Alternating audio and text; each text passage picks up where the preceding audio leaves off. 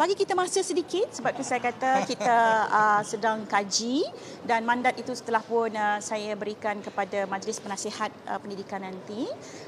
Di peringkat Kementerian Pendidikan Malaysia kita dah ada maknanya pandangan-pandangan itu. Jadi kita akan buat kajian yang menyeluruh. Bagi kita masa sedikit dan insya-Allah kita akan kemukakan kepada Jemaah Menteri untuk pertimbangan Jemaah Menteri selanjutnya. Ini pentaksiran yang telah pun kita laksanakan begitu lama, sekian lama. Ada kesannya kerana ia menumpukan kepada pentaksiran secara holistik.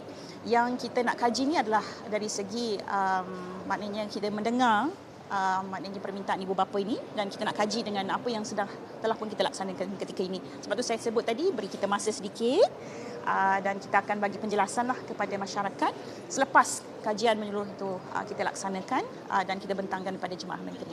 Saya jangka tahun ini juga. Tahun ini kita laksanakan pada tahun ini juga kajian tersebut dan kita akan bentangkan secepat mungkin.